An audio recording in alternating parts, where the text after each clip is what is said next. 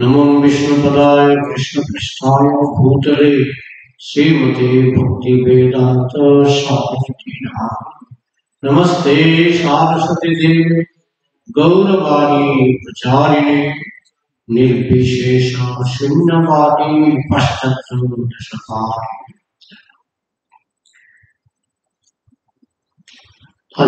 श्रीमद्भागवते तृतीय स्कंदे द्वितीय भाग अध्याय 29 श्लोक नंबर 10। सबाई संगे संगे बोलुन। कर्म निर्हारम उद्देश्य परस्मिन् वा तदर्पणम् जजेत् जष्टिकम् इति वा पृथक् भावो सात्विकम्। शिला प्रभुपाद कृत अनुवाद एवं तात्पर्य। जय शिला प्रभुपाद की अनुवाद। भक्त যখন সকাম কর্মের ফল থেকে মুক্ত হওয়ার উদ্দেশ্যে পরমেশ্বর ভগবানের পূজা করেন এবং তার কর্মের ফল ভগবানকে নিবেদন করেন তখন তার ভক্তি সাত্ত্বিক। তাৎপর্য: ব্রাহ্মণ, ক্ষত্রিয়, বৈশ্য ও শূদ্র এই চারটি বর্ণ এবং ব্রহ্মচারী, গৃহস্থ, বানপ্রস্থ, সন্ন্যাস এই চারটি আশ্রম এবং পরমেশ্বর ভগবানের সন্তুষ্টি বিধানের জন্য এই 8টি বিভাগের বিভিন্ন কর্তব্য কর্ম রয়েছে। যখন সেই সমস্ত কর্ম সম্পাদন হয় এবং তার ফল পরমেশ্বর ভগবানকে নিবেদন করা হয় তখন তাকে বলা হয় কর্মার্পণম বা পরমেশ্বর ভগবানের সন্তুষ্টি বিধানের জন্য কর্মের অনুষ্ঠান। কর্ম সম্পাদনে যদি কোনো ত্রুটি থাকে তাহলে ভগবানকে নিবেদন করার ফলে তার সংশোধন হয়ে যায়। কিন্তু কর্মার্পণের এই পন্থা সাত্ত্বিক ভক্তি, কিন্তু শুদ্ধ ভক্তি নয়, কারণ এখানেও স্বার্থ ভিন্ন। চতুরাশ্রম এবং চতুর্বর্ণ তাদের ব্যক্তিগত স্বার্থ অনুসারে কোনো না কোনো লাভের উদ্দেশ্যে কর্ম করে।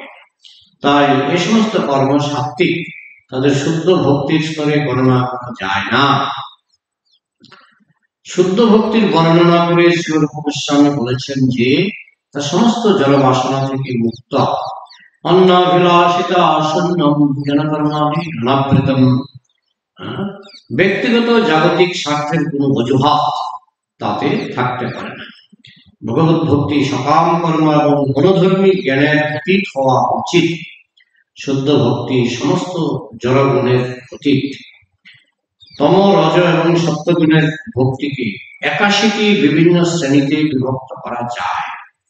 শ্রবণ, কীর্তন, স্মরণ, অর্চন, বন্দন, পাদসেবন, দাস্য, সখ্য এবং আত্মনিবেদন। এই নবদা ভক্তির প্রতিটি অঙ্গকে 3টি গুণাত্মক শ্রেণীতে বিভক্ত করা যায়। শ্রবণ তমগুণে, রজগুণে এবং সত্যগুণে হতে পারে, তেমনি কীর্তনও তমগুণ, রজগুণ এবং সত্যগুণে হতে পারে ইত্যাদি।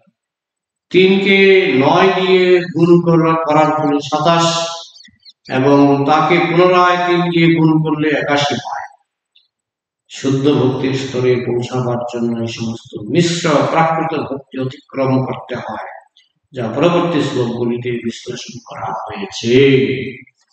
তাহলে বিশ্লেষণের নাম হচ্ছে সাংখ্য।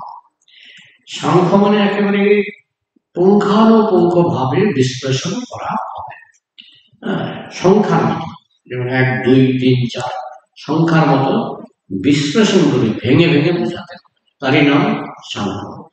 কপিল দেব সেইভাবে বোঝাচ্ছেন। এখানে ভক্তিকে তিনি প্রথমে দেখালেন তমগুণের ভক্তি, তারপরে দেখালেন রজগুণের ভক্তি, আজকে বলছেন সত্যগুণের ভক্তি। সেটাও কিন্তু শুদ্ধ ভক্তি নয়। যেটা সত্যগুণের ভক্তি সেটাও কিন্তু শুদ্ধ ভক্তি নয়। এবং শ্রীল প্রভুপাদ তিনি তাৎপর্যে একটা অদ্ভুত কথা বললেন যে ভক্তিকে 81 রকমের ভাগ করা যায়। 81 রকমের ভক্তি। তাহলে আমরা এখানে মন্দিরে এসে সবাই কীর্তন করছি, নাচানাচি করছি, প্রসাদ পাচ্ছি, শ্রবণ করছি, কৃষ্ণ কথা শ্রবণ করছি, কিন্তু এখানে প্রভুপাদ বলছেন শ্রবণ 3 রকমের শ্রবণ। সাত্বিক শ্রবণ, রাজসিক শ্রবণ, তামসিক শ্রবণ। হ্যাঁ, কীর্তন 3 রকমের কীর্তন: সাত্বিক কীর্তন, রাজসিক কীর্তন, তামসিক কীর্তন। তো এইভাবে 9টা ভক্তি আছে। প্রত্যেকটা যদি 3 রকম হয়, 3 নং 27, এখানে 27 হয়ে গেল। হ্যাঁ, আবার সেগুলিকে আবার সত্যগুণ, রজগুণ, তমগুণ, মানে 3টা আবার ভাগ করা যায়। এখানে প্রভুপাদ বলছেন এইভাবে ভাগ করতে করতে দেখা যাবে 81 রকমের, কমপক্ষে 81 রকমের ভক্তি। আমাদের নম্বর তো আমরা জানি না, কেউ 1 নম্বরে আছে, কেউ 2 নম্বরে আছে, কেউ 3 নম্বরে আছে, কেউ 81 নম্বরে আছে, কেউ 70 নম্বরে আছে, কেউ 60 নম্বরে আছে।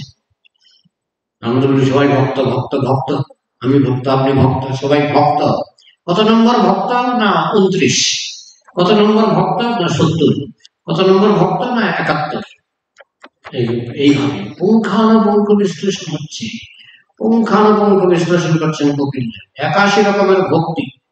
আরো দুঃখের কথা যে 81 রকমের ভক্তি একটা শুদ্ধ ভক্তি নয়।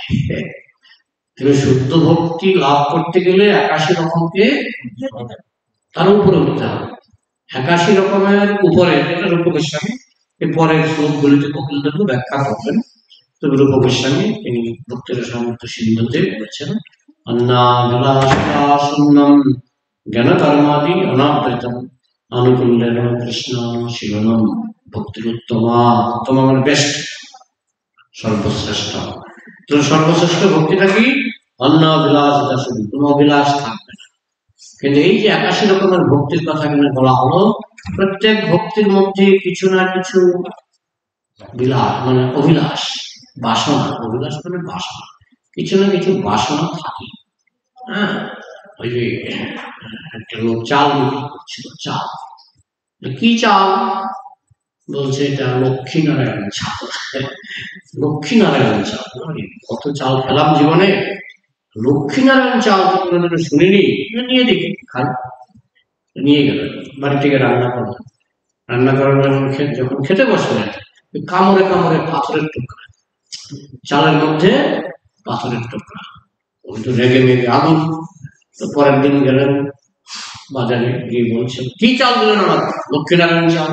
হ্যাঁ, এই তো শুধু পাথর। এই পাথরগুলি তো নারায়ণ শিলা। দোকানদার বলছে পাথরগুলি হচ্ছে নারায়ণ শিলা, আর চালটা লক্ষ্মী। লক্ষ্মী নারায়ণ, চালটা হচ্ছে লক্ষ্মী, আর পাথরগুলি হচ্ছে নারায়ণ, লক্ষ্মীনারায়ণ চাল।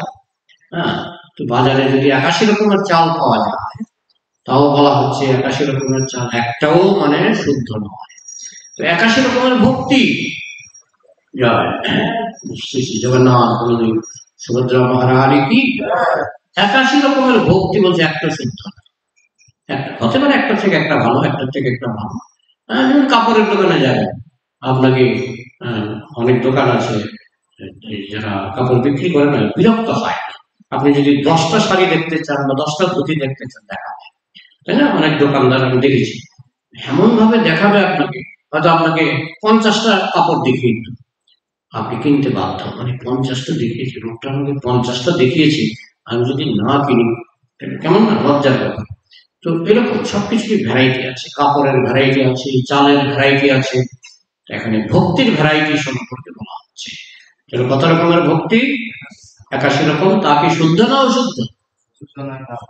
তাও শুদ্ধ নয়। 81 রকমের ভক্তি একটা শুদ্ধ নয়, শুদ্ধ ভক্তি তারও উপরে। তাহলে আমরা তো সবকিছু পাইকারি হারে বিচার করি, আমি ভক্ত, তুমি ভক্ত, সে ভক্ত। হ্যাঁ, কিন্তু যদি 10,000 লোক একটা অনুষ্ঠানে উপস্থিত থাকে, জানবেন এই 10,000 লোক সবাই ভক্ত, সবাই তিলক কাটছে।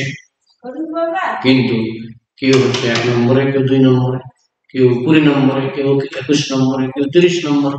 কার নম্বর কোনটা আমি বুঝবো না, আপনি বুঝবেন না, কিন্তু ভগবান জানেন যে 30 নম্বরের ভক্ত ভগবান জানেন।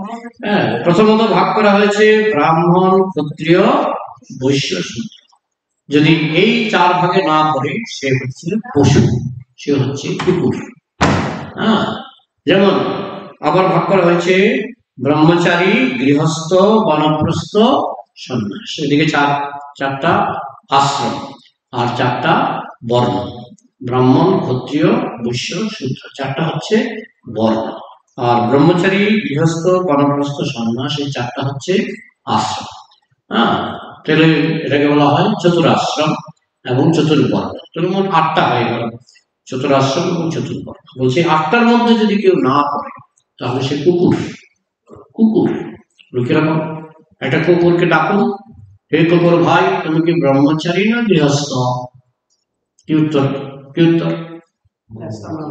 হ্যাঁ, নাড়বে, কিন্তু সে তো আসলে ব্রহ্মচারীও নয়, গৃহস্থ নয়। শুধু ব্রহ্মচারীও নয়, গৃহস্থ নয়। সেই গৃহস্থ কি করে হলো? না বাচ্চা কাচ্চা আছে। আরে বাচ্চা কাচ্চা থাকলেই কি গৃহস্থ? একটা কুকুরের বাচ্চা কাচ্চা আছে, কিন্তু সে গৃহস্থ নয়, আবার সে ব্রহ্মচারীও নয়। তাহলে তার মানে কি, এই যে চতুরাশ্রম চতুর্বর্ণ তার মধ্যে সে পড়ছে না। চতুরাশ্রম চতুর্বর্ণের মধ্যে কুকুরটা অন্তর্ভুক্ত হচ্ছে না। তাই প্রভুপাদ বারবার বলতেন যে একজন মানুষকে যখন মানুষ বলে পরিচয় দিতে হয় যে আমি মানুষ, তাকে এই চতুর্বর্ণ এবং চতুরাশ্রমের ভিতরে আসতে হবে।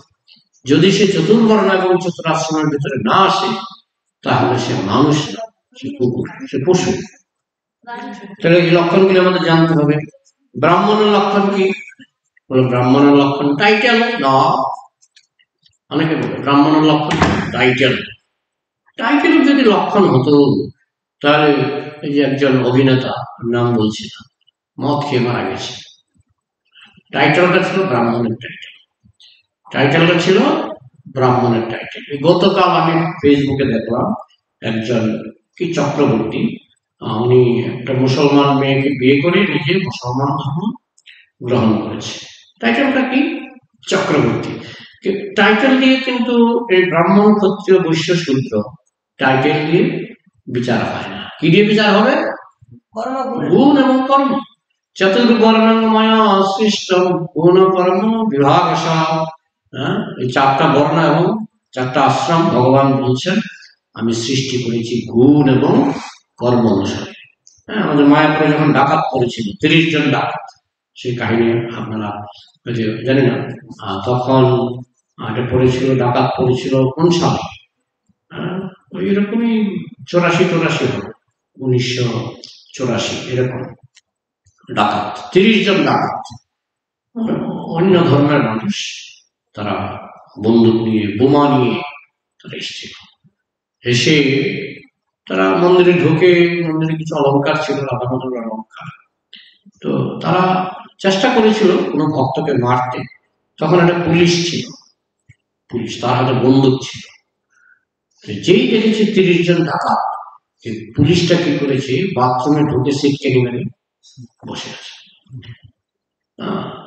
তো পরে যখন ডাকাত চলে গেল, এর মধ্যে 4 জন ডাকাতকে আমাদের শ্রীপাদ পঙ্কজঙ্গি প্রভু তিনি পিস্তল দিয়ে গুলি করেছিলেন, এর মধ্যে একজন মারাও গেছে।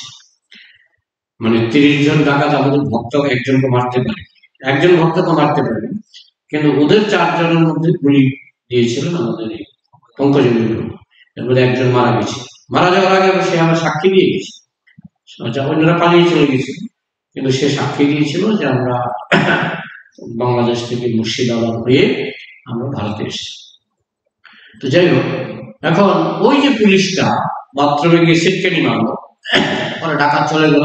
সে যখন বুঝতে পারলো ডাকাত নাই, তাও অনেকক্ষণ পরে, যখন সব ভক্তরা মিলে একসঙ্গে জিজ্ঞাসা করলো যে ডাকাতগুলি এভাবে চলে আসলো, আমরা কিছু করতে পারলাম না। বলছে না 4 জনকে গুলিবিদ্ধ করা হয়েছে, 4 জনকে গুলি মারা হয়েছে। হ্যাঁ, তো 4 জন কোথায় জানি না, কোথায় জানি না। হ্যাঁ, 4 জনের মধ্যে 3 জন পালিয়ে গেছে, আর একজন মারা গেছে। মারা যাওয়ার আগে সে ধান খেতে পড়ে চিৎকার করছে, তার ভগবানের নাম ধরে সে চিৎকার করছে। যখন চিৎকার করছিল, তখন ওই পরের দিন সকালবেলায় যখন ভক্তরা খোঁজাখুঁজি শুরু করলো, তখন দেখে একজন ধান ক্ষেতের ভিতরে পড়ে চিৎকার করছে কষ্টে। তখন তাকে ধরে আনা হলো, সে তখনও জীবিত। তখন সে বলল যে আমরা বাংলাদেশ থেকে এসেছি, আমরা মুর্শিদাবাদের পথে ঢুকেছি, 30 জন আমরা এসেছিলাম। তো যাই হোক, সব সাক্ষীটাকে দিয়ে কে কে নাম ধাম অনেক কিছু সে বলেছে, বলে সে মারা গেছে। তো যাই হোক, প্রশ্ন হলো, ওই যে পুলিশটা বাথরুমে গিয়ে সিটকেনি মারল, সে কি ক্ষত্রিয় নাকি? পুলিশ হচ্ছে ক্ষত্রিয়ের কাজ, পুলিশ হচ্ছে ক্ষত্রিয়ের কাজ। হ্যাঁ, যুদ্ধ বিগ্রহ কিন্তু পুলিশের একটা কাজ। হ্যাঁ, তো সে সিটকেনি মারলো, তো কি সে কি ক্ষত্রিয়? ক্ষত্রিয় না। এই জন্য বলা হচ্ছে এই যে বর্ণাশ্রম, এটা জন্ম অনুসারে নয়। আগের দিনে টাইটেল শুনেই বলা যেত সে ক্ষত্রিয়, টাইটেল শুনেই বলা যেত সে ব্রাহ্মণ। হ্যাঁ, কিন্তু বর্তমান যুগে কলৌ শূদ্র সম্ভব, কলিযুগে সবাই শূদ্র। কারণ না আছে ব্রাহ্মণের গুণ, না আছে ক্ষত্রিয়ের গুণ, হ্যাঁ, না আছে বৈশ্যের গুণ। হ্যাঁ, বৈশ্যের ধর্ম আছে কিভাবে বিজনেস করতে হবে। হ্যাঁ, যেমন বলা আছে যে আপনি যদি মনে করুন চালটা কিনেছেন 40 টাকা দিয়ে, চালটা আপনি বড় জোর 45 টাকা বা বড় জোর 50 টাকা বিক্রি করতে পারেন। কিন্তু এমন লোক আছে যা দিয়ে কিনবে তার ডবলের থেকে বেশি। হ্যাঁ, এখানে যে জানি না কিরকম, আমার যে জন্মস্থান, এখানে একটা বাজার ছিল, আপনাকে 4 গুণ দাম বলে দেবে। যে কোনো একটা জিনিস কিনতে যাবেন, 4 গুণ দাম বলে যাবে। আপনি চোখের লজ্জায় 300 টাকা বলেছে, 200 টাকা। সে মনে মনে, দোকানদার মনে মনে খুশি, তার হয়তো এটা 20 টাকা দিয়ে কেনা বা বড় জোর 50 টাকা দিয়ে কেনা। হ্যাঁ, সে এটা 200 টাকায় বিক্রি করতে পারে, কিন্তু আপনার কাছে চেয়েছে 400-500 টাকা। তো আপনি, বেশিরভাগ মানুষই ভদ্রলোক, ভাবে 400-500 টাকা চেয়েছে, তো মনে হয় 100 টাকা কমালে আমার লাভ হবে। কিন্তু লাভ হয় না। আপনি যখন এখানে জানেন না কিরকম, কিন্তু আমার দেশের কথা আমি বলছি। ওই বাজারটার মানে অনেকে নামই বলতো যে বাটপাড়ার বাজার। হ্যাঁ, বাটপাড়ার বাজার। তো যাই হোক, তার মানে কি সে বৈশ্য ধর্ম পালন করছে না। বৈশ্য ধর্ম মানে কি, যেমন খোলা বাজার শ্রীধর, তিনি লাউ বিক্রি করতেন, কলা বিক্রি করতেন। হ্যাঁ, যারা খোলা বাজার শ্রীধরকে জানতেন, খোলা বাজার শ্রীধর হচ্ছেন একজন শুদ্ধ ভক্ত, তারা খোলা বাজার শ্রীধর যদি বলতেন এটার দাম, তখনকার দিনে তো 1 পয়সা 2 পয়সা এরকম, প্রশ্ন করতেন না, নিয়ে নিতেন, কারণ জানতেন খোলা বাজার শ্রীধর একজন সত্যনিষ্ঠ, একজন ভালো ভক্ত। তাই খোলা বাজার শ্রীধরের দোকান থেকে কেউ প্রশ্ন করতেন না, কিনে নিতেন সবাই, যা বলতেন, যা দাম বলতেন তাই দিয়ে দিতেন। এটা হচ্ছে বৈশ্য। মানে কি, খুব অল্প লাভে, খুব অল্প লাভে জিনিস বিক্রি করা। বলে খাবো কি না, এর থেকে কৃষ্ণ খাওয়া হয়। হ্যাঁ, এমন নয় যে অল্প লাভে বিক্রি করবে। হ্যাঁ, তুমি হয়তো কোটিপতি হতে পারবে না, কিন্তু তোমার ডাল ভাত, মোটা কাপড় চলে আসবে, জীবনটা ভালোই যাবে।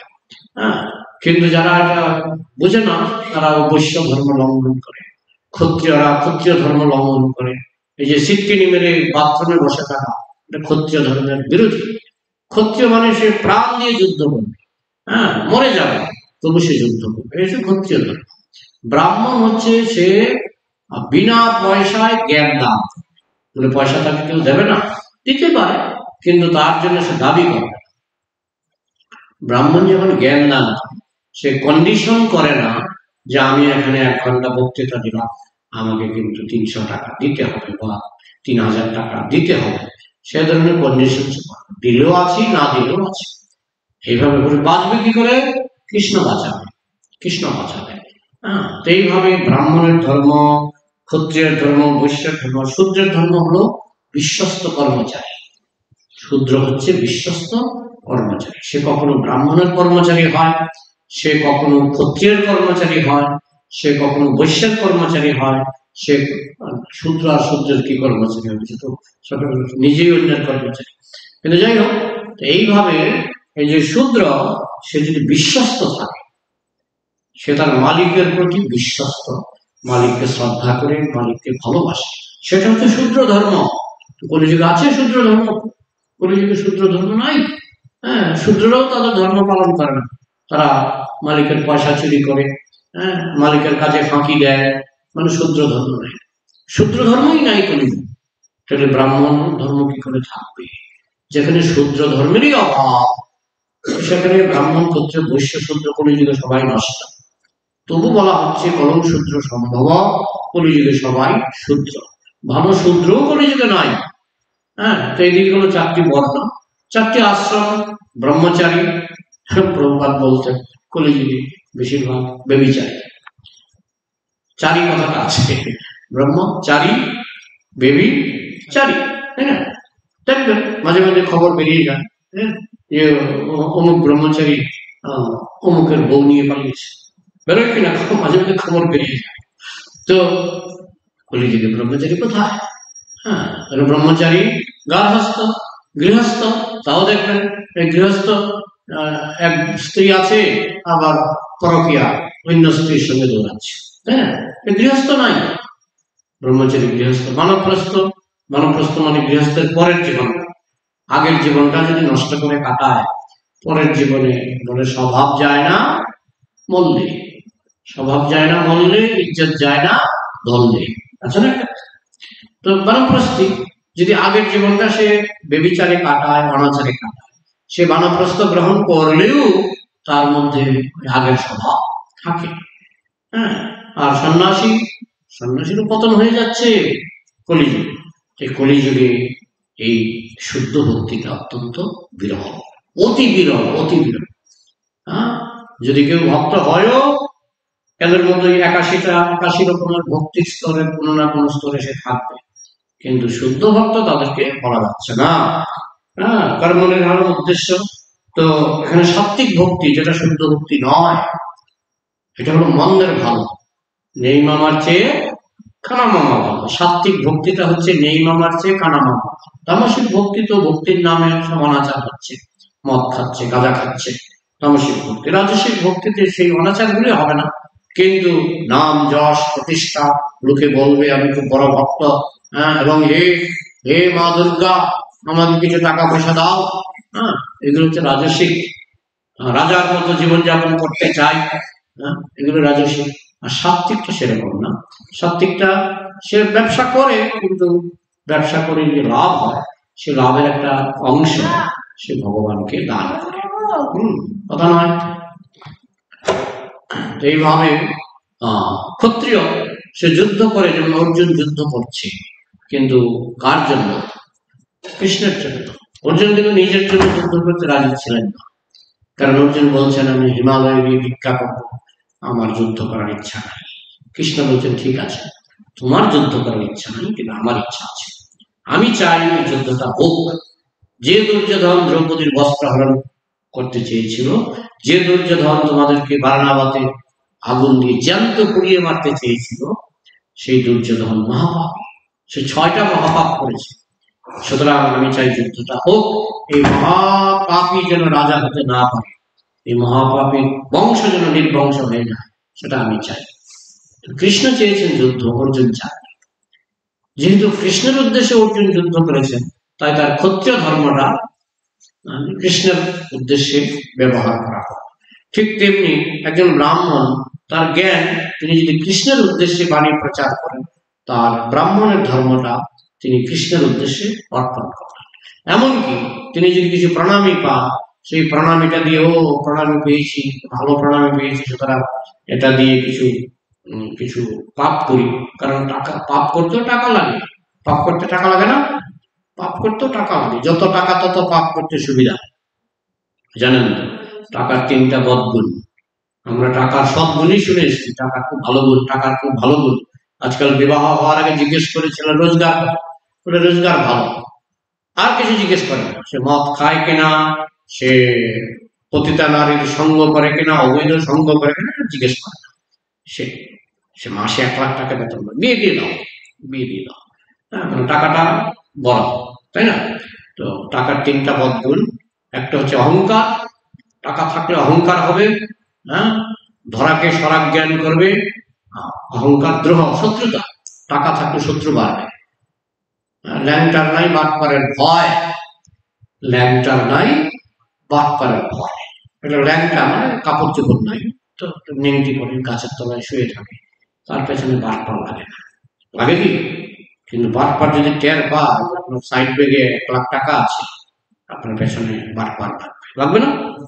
তাহলে এই টাকা থাকলে শত্রুতা বাড়ে, টাকা থাকলে বাবার সঙ্গে সন্তান সন্ততির শত্রুতা হয়ে যায়, আমরা দেখেছি কোটিপতি বাবা, দুই দুই সন্তান, ঝগড়া, মামলা মোকদ্দমা, কোর্টে চলে যায় টাকা থাকলে।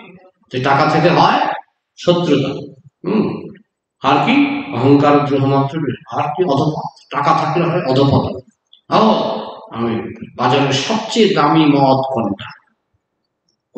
মদের দাম আপনার এক বোতল মদের দাম ৩,০০০ টাকা, দেন দেন। কেন দেন? টাকা আছে।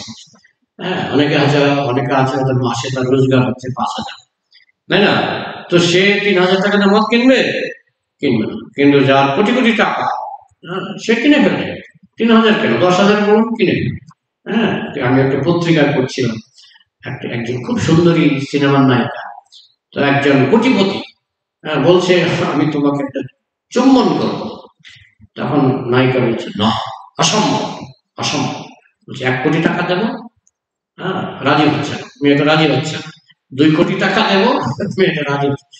কত কোটি বলার পরে বলছে ঠিক আছে, রাজি হয়ে গেছে। তাহলে কিসের জোরে? টাকার। তো অধপতিত যে মানুষ হয় টাকার জোর থাকলে অধপতিত হয়, টাকার জোর থাকলে।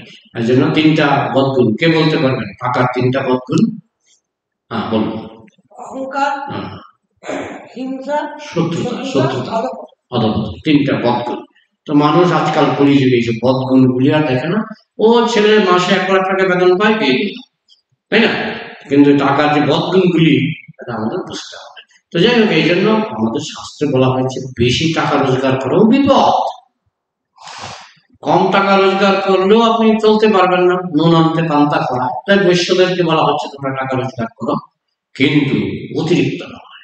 ওই ১০ টাকার জিনিস কিনে ৩০০ টাকা দিয়ে বিক্রি করে দেওয়া, এই যে লোভ, এটা বৈশ্য ধর্ম নয়।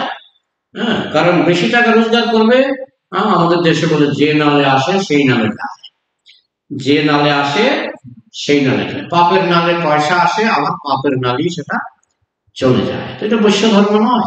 এইভাবে আপনি যদি বিশ্লেষণ করেন, আপনি দেখতে পারবেন কলিযুগে যথার্থ ব্রাহ্মণ নাই, যথার্থ ক্ষত্রিয় নাই, যথার্থ বৈশ্য নাই, যথার্থ শূদ্র নাই।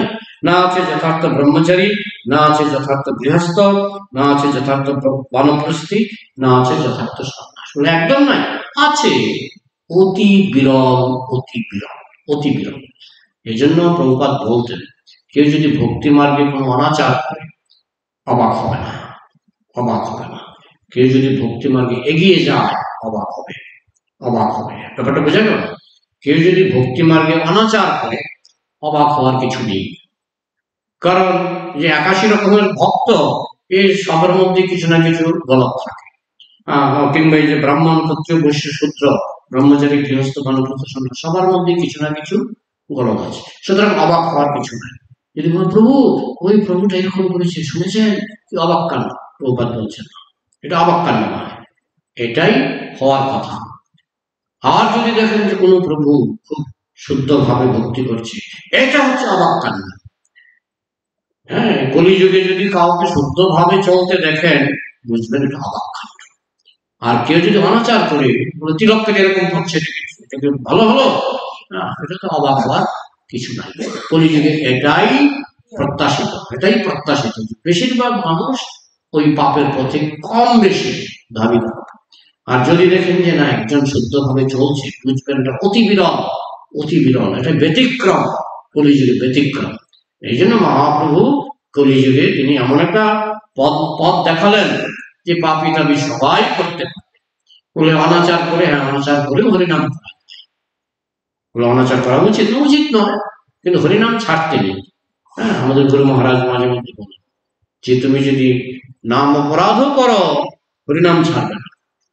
বলে আমি তো অপরাধ করি, অপরাধ করেও হরিনাম করা, হরিনাম ছাড়বে না। তো এইভাবে কলিযুগের মানুষ যদি হরিনামকে আঁকড়ে ধরে থাকে, তার আস্তে আস্তে তার আশা আছে, এই জন্য না উপরের জন্য তার আশা আছে। তো যাই হোক, এখানে কপিলদেব তিনি সাত্ত্বিক ভক্তির কথা বলছেন।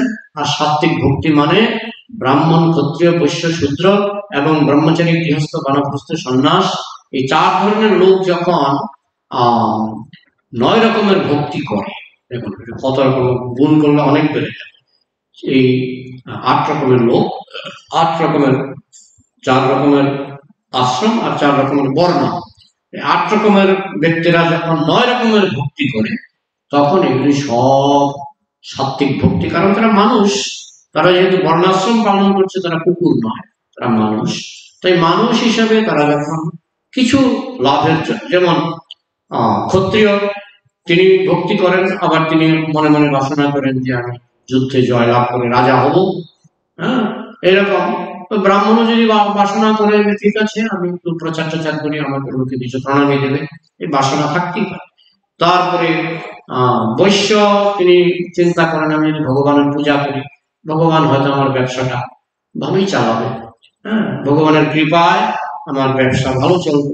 কিন্তু সে যদি তার কর্মের ফল কৃষ্ণকে অর্পণ করে, সম্পূর্ণ না হলেও কিছুটাও যদি সে কৃষ্ণকে কর্মের ফল অর্পণ করে, মনে করেন একজন ব্যবসায়ী কোটি কোটি টাকা রোজগার করছে, সে যদি কিছু কয়েক লাখ টাকা বা কয়েক কোটি টাকা ভগবানের মন্দির করার জন্য দেয়, তাহলে এটাকে বলা হচ্ছে সাত্ত্বিক ভক্তি। সে তো কিছু পাওয়ার আশা বেশি করছে না, সে দান করছে, তার কর্মের ফল দান করছে। বলছে এই যে বিভিন্ন বর্ণে আসলে যে পাপ হয়, ভগবানের জন্য যদি আপনি কিছু দান করেন, তাতে আপনার পাপ স্খলন হয়। হ্যাঁ, এখন ক্ষত্রিয় সে যদি ভগবানের জন্য যুদ্ধ করে, ভগবানের ইচ্ছা পূরণের জন্য, যেমন অর্জুন করেছিলেন, ব্রাহ্মণ সে যদি ভগবানের বাণী প্রচার করে এবং সে যা প্রণামী পায় সেটা দিয়ে যদি সে ভগবানের বাণী প্রচার করার জন্য সেই প্রণামীকে ব্যবহার করে, হ্যাঁ, ব্রাহ্মণ, ক্ষত্রিয়, বৈশ্য, টাকা রোজগার, বৈশ্য মানে টাকা রোজগার, সে যদি তার টাকা দিয়ে ভগবানের মন্দির করার জন্য, ভগবানের বাণী প্রচার করার জন্য, হ্যাঁ, যেমন অনেকে গীতা দান করছে, তাহলে তার কি হয়, সে যে পাপ করে, পাপটা ভগবান ক্ষমা করে দেন। হ্যাঁ, যেমন বৈশ্য ব্যবসা করার সময় তাকে মিথ্যা কথা বলতেই হয়, বলতে হয় না? যে একদম মিথ্যা কথা না বলে ব্যবসা করবে, তার ব্যবসা তো লাটে যাবে, তার ব্যবসা চলবে না, তাই না? হ্যাঁ, বলে যেমন আপনার কাছ থেকে আমি একদম লাভ নিচ্ছি না, বিশ্বাস করুন, বিশ্বাস করুন, আপনার কাছ থেকে আমি একদম লাভ নিচ্ছি না, বলে না? দোকানদাররা বলে না, কিন্তু যে কাস্টমার সে জানে না তুমি বড় মিথ্যা কথা বলছো, তুমি বলছো 1 পয়সা লাভ নিচ্ছ না, লাভ তুমি ঠিকই নিচ্ছ, লাভ ছাড়া আপনাকে দেবে? অসম্ভব। হ্যাঁ, যেমন 3টা কিনলে 1টা ফ্রি, বলো না? ওই 3টার দাম, হ্যাঁ, ধরে নেয়, হ্যাঁ, 3টার দামের মধ্যে ওই ফ্রির দামটা ধরে নেয়, ধরা আছে 3টা কিনলে 1টা ফ্রি। এগুলি বৈশ্যদের মিথ্যা কথা কিছু বলতেই হয়, তো এগুলি পাপ হয়। কিন্তু এখানে তাৎপর্যে প্রভুপাদ ব্যাখ্যা করছেন, সেই বৈশ্য যদি তার উপার্জনের ফল কৃষ্ণকে যথাসাধ্য অর্পণ করে, তার সেই সমর্পণ, তদর্পণম হচ্ছে না, তদর্পণ, সেই বৈশ্য যদি তার উপার্জনের কিছু টাকা কৃষ্ণ সভায় অর্পণ করে, তাহলে এই পাপগুলি কৃষ্ণ ক্ষমা করে দেন। হ্যাঁ, এটাই হচ্ছে আজকের শ্লোকের তাৎপর্য। এবং পৃথক ভাব বলা হচ্ছে এই কারণে, বৈশ্য ভাবছে আমার টাকা রোজগার হবে, হ্যাঁ, ক্ষত্রিয় ভাবছে আমি যুদ্ধে জয়লাভ করবো, হ্যাঁ, এইভাবে। বা রাজনীতিবিদদেরও ক্ষত্রিয় বলা হয়, তারা ভাবছে আমি ইলেকশনে জিতবো, হ্যাঁ, একটা উদ্দেশ্য থাকে। তো পৃথক পৃথক বর্ণের পৃথক পৃথক উদ্দেশ্য, পৃথক পৃথক আশ্রমের পৃথক পৃথক উদ্দেশ্য। এই যে 81 রকমের ভক্ত, এই 81 রকমের ভক্তের 81 রকমের উদ্দেশ্য থাকতে পারে। হ্যাঁ, তো এদেরকে বলা হচ্ছে সাত্ত্বিক ভক্ত, কিন্তু শুদ্ধ ভক্তি নয়। এখন প্রশ্ন উত্তরের জন্য কিছু সময় রাখি। দুর্যোধন যে 6টা পাপ করেছিল, যেটুকু মনে আছে, 1 নম্বর হচ্ছে খাবারের সঙ্গে বিষ মেখে দিয়েছিল। কাকে দিয়েছিল? ভীমকে। দুর্যোধন খাবারের সঙ্গে বিষ মেখে দিয়েছিল। মানুষ সরল বিশ্বাসে খায়, আপনি কারো বাড়িতে গেলেন, আপনাকে 1 প্লেট মিষ্টি দিল, সরল বিশ্বাসে আপনি খাচ্ছেন, তাই না? কিন্তু সে যদি সেই সরল বিশ্বাসে আঘাত করে, হ্যাঁ, সেই পাপের শাস্তি হল মৃত্যুদণ্ড। কেউ যদি খাবারের সঙ্গে কাউকে বিষ মেখে খেতে দেয়, সরল বিশ্বাসে আঘাত করে, তাহলে সেটা হলো মৃত্যুদণ্ড। তাহলে দুর্যোধন সেটা করেছিলেন, ভীমকে মিষ্টির সঙ্গে বিষ মেখে দিয়েছিলেন। 2 নম্বর হচ্ছে দ্রৌপদীর বস্ত্রহরণ, পরস্ত্রীর উপর বলাৎকার করলে তার শাস্তি হচ্ছে মৃত্যুদণ্ড, তাহলে দুর্যোধন সেটা করেছিলেন। 3 নম্বর হচ্ছে কাউকে জ্যান্ত আগুন লাগিয়ে পুড়িয়ে মারা, সেটা যদিও কোনোটাই সাকসেসফুল হয়নি। দুর্যোধন দেখুন কোনোটাতেই সাকসেসফুল হননি, কিন্তু তার পাপ কিন্তু পেয়ে গেছে। সাকসেসফুল না হলেও সফল না হলেও পাপ তাকে পেয়ে গেছে। তো জ্যান্ত আগুনে পুড়িয়ে মারার চেষ্টা করেছিলেন কোথায়? বারাণাবতে রক্ষাগৃহে, যত গৃহে পাণ্ডবদেরকে জ্যান্ত, কুন্তী সহ জ্যান্ত পুড়িয়ে মারার চেষ্টা করেছিলেন। তাহলে সেটা তার জন্য শাস্তি হচ্ছে মৃত্যুদণ্ড। কয়টা হলো? 3টে। আরেকটা হচ্ছে অতর্কিত আক্রমণ। এটা একটা কাহিনী আছে, গন্ধর্ব যুদ্ধের কাহিনী। সেখানে অতর্কিত আক্রমণ করেছিলেন, যেটা ক্ষত্রিয় ধর্মের বিরোধী। হ্যাঁ, ক্ষত্রিয়রা আগে জানানি দেবে যে আমরা যুদ্ধ করবো, আপনি রেডি থাকেন। এটা ছিল আগের দিনের, মানে ক্ষত্রিয় ধর্ম ছিল বিরক্ত, তুমিও বীর আমিও বীর, আমি গোপনে তোমাকে ঘুমের মধ্যে আক্রমণ করবে না, যেটা অশ্বত্থামা করেছিলেন। ঘুমের মধ্যে কাকে মেরেছিলেন? দ্রৌপদীর 5 পুত্রকে ঘুমের মধ্যে মেরেছিলেন। সেটা ক্ষত্রিয় ধর্ম নয়। হ্যাঁ, আমাদের ভারতে যখন বাইরের বিধর্মীরা ভারতবর্ষকে আক্রমণ করেছিল, এটা ক্ষত্রিয় ধর্ম মানেনি। ক্ষত্রিয় ধর্ম মানেনি, হঠাৎ করে আক্রমণ, অতর্কিত আক্রমণ। এবং আমাদের ভারতের রাজারা অনেকে ক্ষমা করে দিয়েছে, ঠিক আছে ক্ষমা বিদায়, ক্ষমার পরে আবার এসে আক্রমণ করেছিলেন। তো ভারতীয় রাজারা কিছু ধর্ম দেখাতে গিয়ে, ওই জন্যই কৃষ্ণ মহাভারতে শিখিয়েছেন সঠিক সপ্তম সমাচারে, যে পাপী তার সঙ্গে অত ধর্মপথে চলবে না, যে পাপী তার সঙ্গে পাপের পথ নিতে হবে। যেমন কর্ণ, তিনি যেমন পাপের পক্ষে অনেক কিছু করেছেন, সেই জন্য কৃষ্ণ তার যখন মৃত্যুর সময় তার রথের চাকা মাটিতে বসে গেছিল, তখন কর্ণ বলছিলেন, আমার রথের চাকা এখন মাটিতে বসে গেছে, আমি এখন যুদ্ধ করতে অক্ষম, তো আপনি এই সময় আমাকে আক্রমণ করবেন না, আপনি তো ধর্মের প্রতিষ্ঠাতা। যেমন কৃষ্ণ বলেছিলেন, যখন দ্রৌপদীর বস্ত্র হরণ হয়েছিল তখন তোমার ধর্মটা কোথায় ছিল? যখন যতগৃহে অভিমন্যুকে মেরেছিল তখন তোমার ধর্ম কোথায় ছিল? যখন যতগৃহে পাণ্ডবদেরকে পুড়িয়ে মারার চক্রান্ত হয়েছিল, তুমি তো সব জানতে, তুমি তো একবারও পাণ্ডবদের বলে দাও, তখন তোমার ধর্ম কোথায় ছিল? তো যেহেতু তোমার ধর্ম ছিল না, তাই তোমাকে অধর্মের পথেই হত্যা করা হবে। সেটা ছিল কৃষ্ণের। তো সেই টেকনিকটা অনেকে আমাদের ক্ষত্রিয় রাজারা বুঝতে পারেনি, তাই যখন তারা অতর্কিত আক্রমণ করেছে, তারা অনেকেই পরাজিত করেছে। তো যাই হোক, দুর্যোধন অতর্কিত আক্রমণ করেছিলেন একবার গন্ধর্ব যুদ্ধে। তো সেই কারণে আরো কোথায়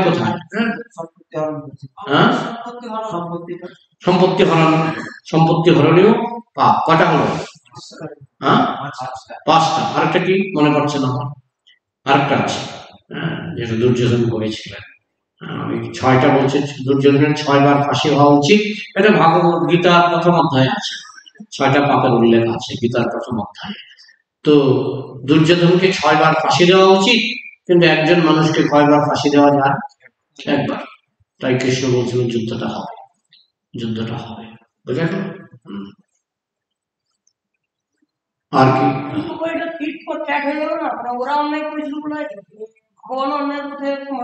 এটা অন্যায় নয়।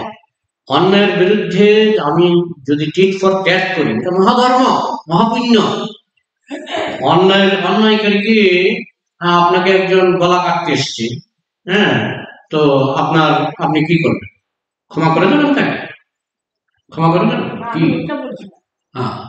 ওনারা 9 জন গোষ্ঠী মিলে অভিমন্যু অন্যায় করেছে, একটা ক্ষত্রিয় একজন সে লড়বে। এইখানে ভগবানও যখন ইয়েকে মারছেন কর্ণকে, তখনও কিন্তু অসহায় মারছে, মানে একই গণ্ডে। কিন্তু একটা হচ্ছে, আমি প্রথমে অন্যায় করলাম, আমি তো দ্বিতীয়বার অন্যায় না, আমার প্রথমবার অন্যায় হয়ে গেল, আমি একটা সন্তানকে মাতৃগর্ভে হত্যা করলাম। পরের জন্মে কি হবে বলুন তো? পরের জন্য আমাকে মাতৃগর্ভে কেউ হত্যা করবে, কিন্তু প্রথম হত্যাটা কে করেছিল? প্রথম হত্যাটা আমি করেছিলাম। আমি, অনেকে আছে না যে স্ত্রীর গর্ভে কন্যা সন্তান এসছে, ওরা আগে ছবি তুলে স্ত্রীকে ডাক্তারের কাছে নিয়ে যায়, দেখুন তো আমার স্ত্রীর গর্ভে কন্যা আছে না পুত্র আছে। তো ডাক্তার ছবি তুলে বলে দেয়, সরকার নিষেধ আছে, সরকার জানতে পারলে আপনাকে জেলে দিয়ে দেবে, সেই ডাক্তারকে জেলে দিয়ে দেবে। তো ডাক্তার বলে দেয় এর গর্ভে কন্যা সন্তান, নষ্ট করে দিল ছেলেটাকে, কন্যাটাকে মেরে ফেললো। তো সে পরের জন্মে সেই লোকটা, সে ডাক্তারও হতে পারে, ডাক্তার তো হবেই, প্লাস সেই লোকটা যে তার কন্যাকে মাতৃগর্ভে হত্যা করবে পরের জন্য। সে আবার গিয়ে একটা মাতৃগর্ভে প্রবেশ করবে এবং পরের জন্য তার পিতামাতা তাকে হত্যা করবে।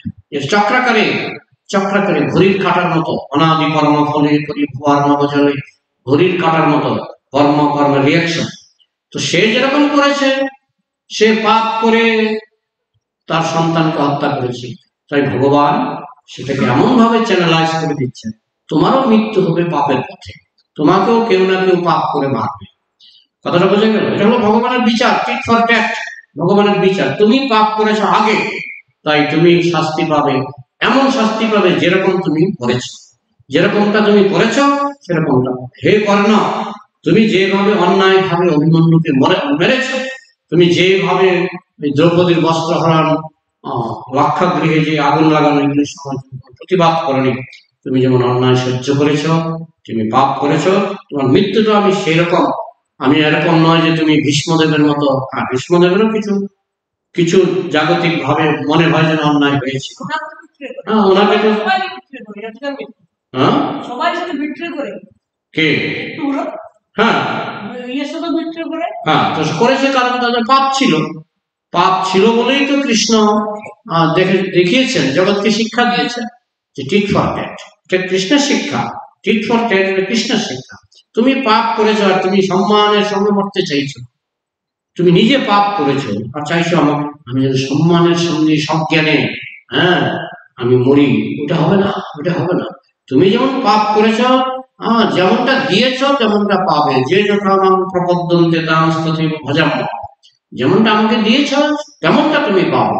তুমি পাপ দিয়েছ, তুমি মৃত্যুটা তোমার ইনগ্লোরিয়াস, মৃত্যুর মধ্যে তোমার কোনো মহিমা থাকবে না। শুদ্ধ ভক্তের মৃত্যুর মধ্যে মহিমা থাকবে না। যেমন ছিল প্রভুপাদ ভাগবত অনুবাদ করতে করতে দেহত্যাগ করছেন, তাই না? অনেকে খুব সহজে দেহত্যাগ করে। ছিল প্রভুপাদের বোন পিসিমা চেয়ারে বসে জপ করছেন, দেহত্যাগ করলেন। কথা বলতে বলতে জপ করতে করতে দেহত্যাগ করলেন মায়াপুরে। ছিল প্রভুপাদের বোন, আমরা ভক্তরা বলতো পিসিমা। তো এরকম মৃত্যু আছে। আবার এরকম মৃত্যু আছে, আমি দেখেছি 20 বছর ধরে পায়খানা করছে বিছনায়। যত আত্মীয় হোক, সন্তান সন্ততি বিরক্ত হয়ে যায়, তাই না? আর ওই বৌমা ওরা তো একেবারে ধৈর্য হারা, শত্রু মনে করবে, আর নিজের সন্তানই বিরক্ত হয়ে যায়। 20 বছর ধরে পায়খানা পরিষ্কার করতে হচ্ছে। তো যাদের পয়সা আছে তারা পয়সাগুলো রেখে দেয়, কিন্তু এর পেছনে কারণ না, এটা বলা যাবে না, কারণ আছে। সেও এরকম পাপ করেছিল, যার জন্য কৃষ্ণ তাকে এমন একটা মৃত্যু দিচ্ছে, যে মৃত্যুটা প্রভুপাদ বলছিল যে আমার এক গুরু ভাই, তার নাকে নল, মুখে নল, প্রস্রাবের দরজায় নল, পায়খানায় নল, সব জায়গায় নল। প্রভুপাদ বলছিল আমি তার ব্যক্তিগত জীবন সম্পর্কে জানি, অত্যন্ত পাপ করেছিল, অত্যন্ত পাপ করেছিল। ভগবানও টিট ফর ট্যাট, বোঝা গেল? এটাকে ভগবানের অন্যায় বলাটাই ভুল। ভগবান আমরা যেমনটা দেব তেমনটা ভগবান দেবেন, বোঝা গেল? সেখানে তো পাণ্ডবরা উচিত ছিল। কোথায়? দ্রৌপদীর কষ্ট হওয়ার হয়, পাণ্ডবরা চুপ থাকার একটা কারণ আছে, ওরা তো হেরে গেছে না। ওরা সত্যবাদী, ওরা কথা দিয়েছে যে হেরে গেলে আমি তোমাদের দাস হয়ে যাবো। এটা আগে কথা ফুরিয়ে গেছে। আমি যদি হেরে আমি জমিটা আপনার কাছে বিক্রি করে দিলাম, তখন এই জমিতে আমার কোনো অধিকার আছে? যেমন একটা গল্প আছে, একটা লোক একটা জমি বিক্রি করেছে। মনে করুন রামবাবু যদুবাবুর কাছে জমিটা বিক্রি করলো। যেদিন বিক্রি করলো, পরের দিন ওই লোকটা জমিতে একটা পুকুর কাটা শুরু করলো। পুকুর কাটতে গেলে ট্রাঙ্ক, সে ট্রাঙ্ক খোলা হলো, দেখে ট্রাঙ্কের ভিতরে 100 কেজি সোনা, স্বর্ণ। তো সেই লোকটা দৌড়ে গেল, গিয়ে বলছে আপনার কাছ থেকে যে আমি জমিটা কিনেছিলাম তার ভিতরে পেয়েছি 100 কেজি স্বর্ণ, এগুলো নিয়ে যান, দয়া করে এগুলি নিয়ে যান, মনে হয় আপনার পূর্বপুরুষরা এই স্বর্ণ রেখেছে। সে বলছে আমি তো জমি বিক্রি করে দিয়েছি, যেদিন আমি যেই মুহূর্তে জমি বিক্রি করলাম সেই মুহূর্তে জমির একটা ঘাসও আমার রইল না। আমি তো জমি বিক্রি করে দিয়েছি, কেন আমি স্বর্ণ নেব? আরে আপনার জমির নিচে ছিল, আমি পুকুর কাটতে গিয়ে পেয়েছি, গুলিগুলি যারই হোক, এগুলো এখন আমার নয়, কারণ আমি যখন বিক্রি করেছি ঘাস পাতা সহ, মাটি সহ, মাটির নিচে যা আছে সব তো আমি বিক্রি করেছি, তা আমি কেন নেব? এই হচ্ছে বৈদিক ধর্ম। ওরা তো মালিক হয়ে গেল, দ্রৌপদীর মালিক তাহলে দুর্যোধন হয়ে গেল। এখন ওরা অ্যাকচুয়াল সমস্যাটা যেটা হয়েছিল, ওরা আগে এটা ভাবতে পারেনি যে আমরা যখন কথা দেব যে আমরা দাস, তারপরে যে ওরা এত দূর উপরে উঠে যাবে, ওটা ওদের কল্পনার বাইরে ছিল। তো পরে যখন ওরা উপরে উঠে দেখালো, তখন তারা বিপদে পড়ে গেছিল। এটাকে বলে ধর্ম সংকট। আমি কথা দিয়েছি, এখন কথা পাল্টাতে পারবো না। হ্যাঁ, এই জন্য তারা কথা পাল্টাতে পারছিলেন না, যে দুর্যোধন যা বলবে তার কথা আমি শুনবো, এটা তারা আগেই কথা দিয়ে ফেলেছেন। তো যার ফলে এতটুকু ভাবতে পারেনি যে দুর্যোধন এত নিচে নামে যাবে যে দ্রৌপদীর বস্ত্র হরণের আদেশ দিয়ে দেবে। কিন্তু যেহেতু একবার কথা দিয়ে ফেলেছেন, ক্ষত্রিয় ধর্ম, যেমন মহারাজ দশরথ কথা দিয়েছেন ছেলেকে বনবাসে পাঠাবেন, পাঠাতে বাধ্য হলেন, পাঠাতে বাধ্য হলেন। দ্রৌপদীকে তো বলেছিল অন্ধা কা বেটা অন্ধ, যার জন্য তো রাগ আরো বেশি হয়েছে।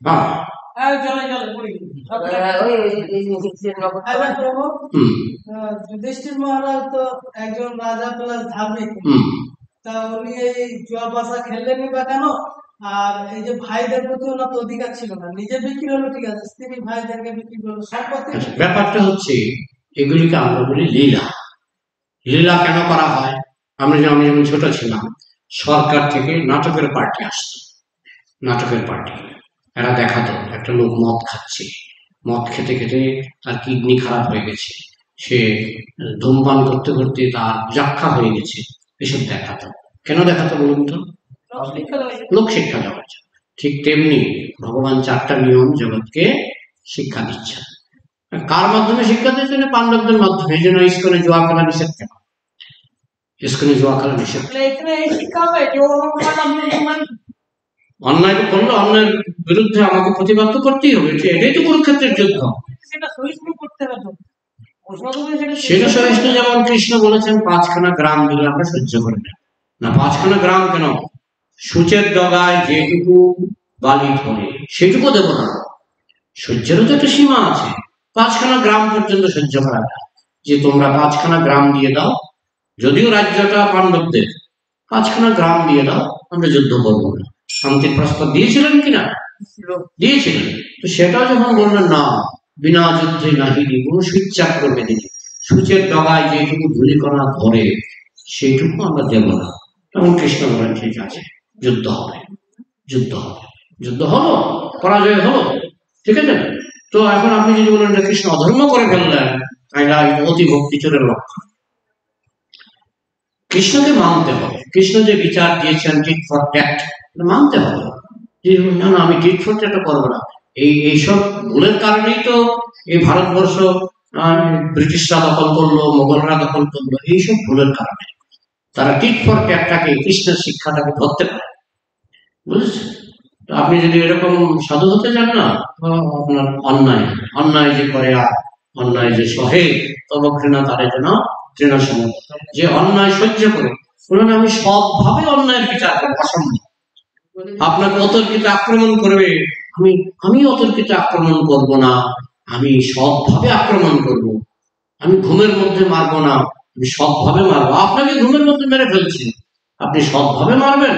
অসম্ভব। আপনি যদি টের পান, আপনিও তখন আর ওই সৎভাবে আক্রমণের চিন্তা করবে। তখন সামনে যদি লাঠি থাকে, লাঠি দিয়ে আপনাকে আক্রমণ করতে হবে। কিন্তু ভগবান তো নাটক করবেন আমাদের শিক্ষার জন্য। তিনি যদি বলেন কুরুক্ষেত্রের যুদ্ধ হবে না, আমি শুনুন, কুরুক্ষেত্রের যুদ্ধ হবে না, আমি গোলক থেকে কুরু বংশ ধ্বংস করে দিলাম, পারেন কিনা? শিক্ষাটা পাবো কি করে আমরা? যে দ্রৌপদীর সীতাহরণ, ঠিক আছে, আমি গোলক থেকে, বা রামচন্দ্র থাকেন চিন্ময় জগৎ অযোধ্যায়, আমি অযোধ্যা থেকে একটা হার্ট অ্যাটাক দেব, রাবণ হার্ট অ্যাটাকে মারা যাবে, লোকে কিচ্ছু শিখতে পারবে না, কিচ্ছু শিখতে পারবে না। বলো হার্ট অ্যাটাকে তো আমিও মরি, তুমিও মরো, সেও মরে, তো রাবণ মরেছে হার্ট অ্যাটাক, এটা এমন কি, তাই না? কিন্তু কি দেখালেন? অনেক কিছু শিক্ষা দিলেন। যে তোমার স্ত্রীকে রক্ষা করার জন্য জীবনকে বাজি রেখে তোমার দরকার হলে 7 সমুদ্র 13 নদীর পার গিয়ে কেউ যদি তোমার স্ত্রীর উপর অন্যায় করে, আর তুমি যদি স্বামী হও, তোমার ডিউটি 7 সমুদ্র 13 নদীর পারে গিয়ে তাকে খুঁজে বের করা, সেই দুষ্কৃতিকারীকে, সেই কালপিটকে খুঁজে বের করো এবং তাকে হত্যা করা।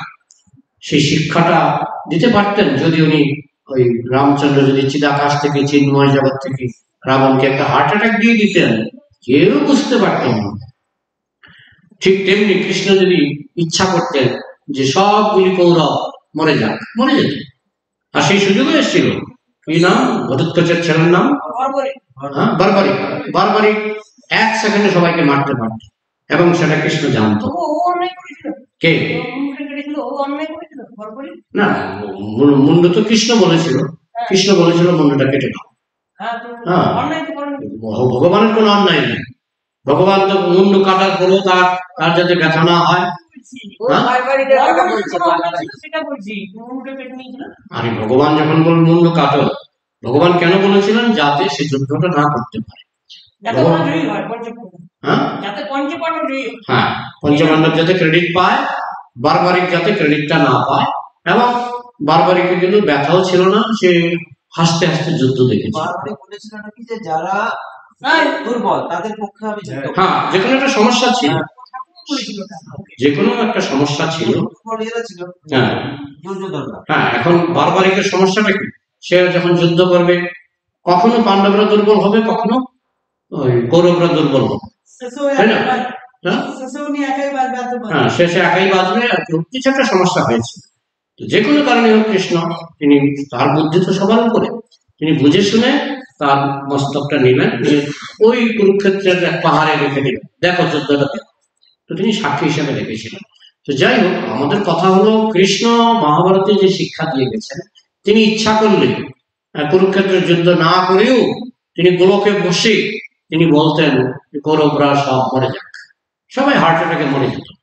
কিংবা সুদর্শন চক্রকে ছেড়ে দিলেন, যুদ্ধের প্রয়োজন আছে, সুদর্শন চক্র একাই সমস্ত কৌরব সৈন্যকে বধ করতে পারে। কিন্তু তিনি দেখালেন আমাদের কি ডিউটি।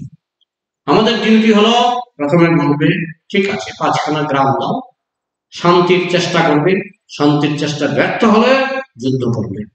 এটা আমাদের শিক্ষা দেওয়ার জন্য কৃষ্ণ করে দেখালেন, আপনি আচরি প্রভু জীবের শিখায়। তার নিজের জন্য নয়, কারণ তিনি তো সুদর্শন চক্র দিয়েই সব করতে পারেন, তার নিজের জন্য নয়। মহাভারতের শিক্ষা গভীরভাবে বুঝতে হবে, বোঝা গেল?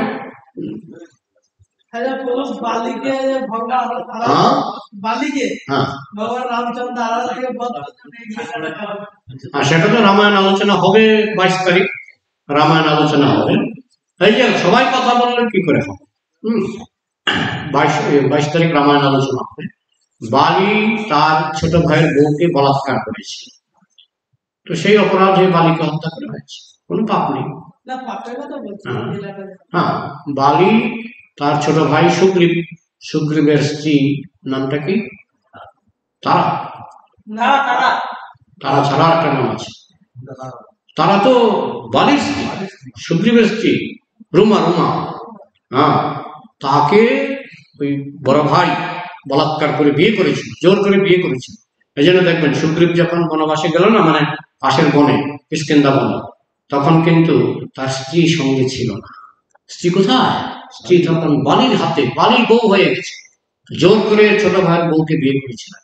সেই জন্য রামচন্দ্র বলেছিলেন, তোমার ছোট ভাই বড় ভাই পিতার মতো, হ্যাঁ, তুমি তোমার ছোট ভাইয়ের পত্নীকে বিবাহ করেছো যে তোমার কন্যার মতো, হ্যাঁ, তাই তোমাকে আমি পশুর মতো হত্যা করবো, কারণ তুমি পশুর উপযুক্ত কাজ করেছো। ঠিক আছে, বিনা কারণে কোন লীলা হয় না। 81 রকমের।